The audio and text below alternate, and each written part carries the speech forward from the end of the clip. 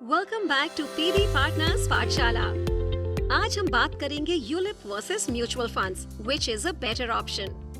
वैसे तो दोनों ही इन्वेस्टमेंट के अपने अपने बेनिफिट्स और लिमिटेशंस हैं। प्रॉब्लम तब आती है जब हमें चूज करना पड़ता है कि हमारे लिए राइट ऑप्शन कौन सा है। आइए इन दोनों ऑप्शन को थोड़ा डिटेल में समझते हैं। What is ULIPs? यूलिप्स यानी unit linked insurance plan life insurance companies द्वारा ऑफर किए जाते हैं। एक कॉम्बो मील जैसे हैं जो इंश्योरेंस और इन्वेस्टमेंट दोनों प्रोवाइड करते हैं। दूसरी तरफ म्यूचुअल फंड्स एक मेन्यू कार्ड की तरह होते हैं जो कई ऑप्शंस ऑफर करते हैं, जिससे आप अपनी पसंद के हिसाब से इक्विटी फंड्स, डेट फंड्स या हाइब्रिड फंड्स में कुछ ऑप्शंस सिलेक्ट कर सकते हैं। Tax benefits. यूलिप्स और म्यूचुअल फंड्स दोनों टैक्स बेनिफिट्स देते हैं, लेकिन यूलिप्स में मैच्योरिटी बेनिफिट्स टैक्स फ्री होती है साल के 2.5 लाख तक के इन्वेस्टमेंट पर। म्यूचुअल फंड्स में टैक्स बेनिफिट्स मेनली ELSS के थ्रू मिलते हैं और गेन्स पर अलग टैक्स इम्प्लीकेशंस होते हैं। अंडर सेक्शन 80C इनकम पर रिबेट ELSS और यूलिप दोनों में मिलते हैं साल 1.5 लाख तक के अमाउंट पर, लेकिन इसमें tuition fee, EPF, PPF etcetera दूसरे इन्वेस्टमेंट एवेन्यूज भी होते हैं। Lock in period. यूलिप्स का मैंडेटरी लॉक इन पीरियड 5 साल का होता है, जबकि म्यूचुअल फंड्स में जनरली लॉक इन पीरियड नहीं होता। सिर्फ ELSS equity linked saving scheme mutual funds का 3 साल का लॉक इन पीरियड होता है। Loyalty benefits.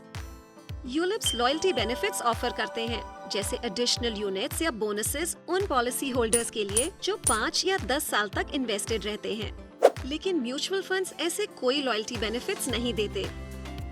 साथ आजकल के मॉडर्न यूलिप्स में return of mortality charges and premium allocation charges जैसे बेनिफिट्स भी इंक्लूड किए जा रहे हैं, जिससे यूलिप का रिटर्न काफी कम्पिटिटिव हो जाता है। यूलिप्स में फंड्स के बीच इजी स्विचिंग और रीबैलेंसिंग हो सकता है।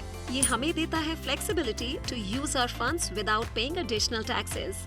फॉर एग्जाम्पल, इमरजेंसी सिचुएशंस में कस्टमर्स के पास ऑप्शन होता है कि वो डेट, सिक्योर या कंजर्वेटिव जैसे फंड्स में इन्वेस्ट कर सकता है, जिससे कि इन्वेस्टमेंट से बिना बाहर आए हुए फाइनेंशियल इमरजेंसीज के साथ डील कर सकते हैं। हाँ, ये बात जरूर है कि इसमें रिटर्न इक्विटी के कंपैरिजन में कम रहता है।